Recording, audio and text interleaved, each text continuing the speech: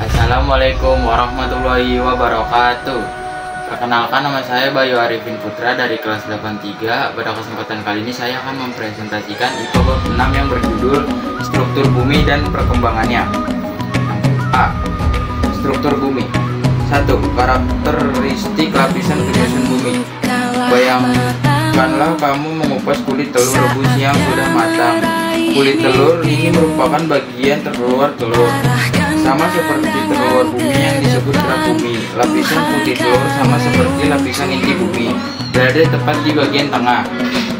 2. Kerak bumi.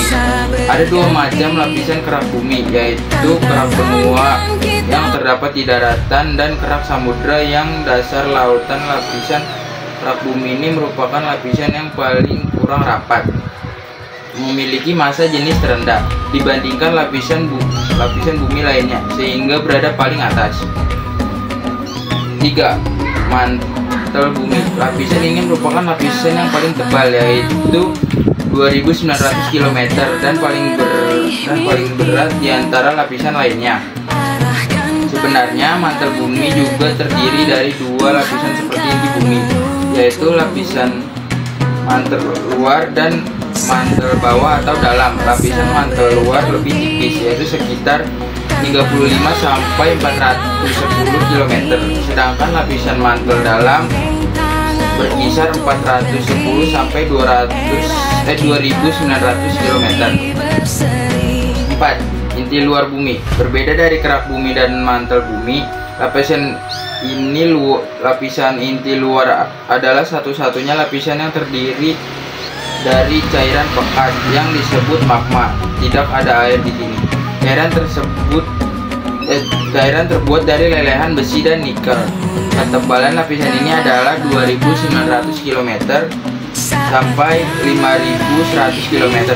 Suhu di inti luar bumi berkisar antara 3800 sampai hampir 6000 derajat Celcius.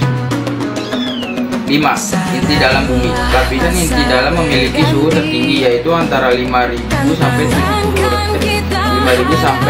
7000 derajat Celcius. Ketebalannya antara 5100 sampai 6400 km. Selain kandungan besi dan nikel, di inti dalam juga terdapat karbon dan oksigen, serta silikon dan kalium dalam jumlah sedikit. B. Lempeng tektonik. 1. Mengapa lempeng tektonik bergerak? Panas yang disebabkan oleh inti bumi menyebabkan magma naik menuju kerak bumi, sehingga lempeng bumi bergerak. Bila lempeng bergerak, maka sejumlah energi akan dilepaskan berupa gelombang seismik atau yang kita ketahui sebagai gempa bumi. C. Gempa bumi. Gempa bumi adalah bencana yang dapat membawa kerusakan besar, baik pada bangunan, jalan, jembatan, alam, bahkan hingga merenggut nyawa. Gempa bumi juga memiliki beberapa jenis, yaitu yang pertama gempa tektonik karena pergerakan lempeng bumi. Yang kedua gempa vulkanik karena pergerakan magma dalam gunung api.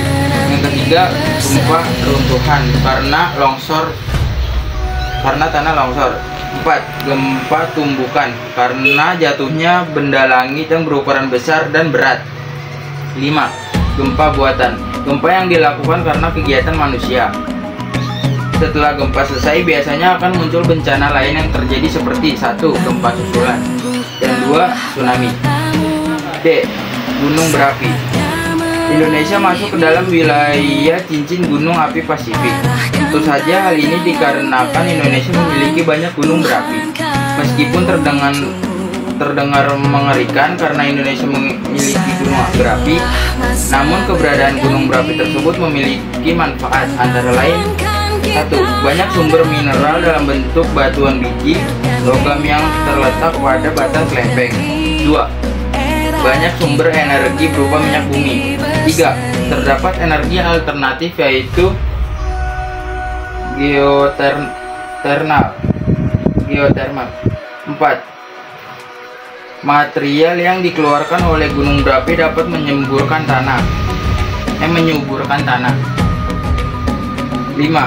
Sebagai daya tarik wisata.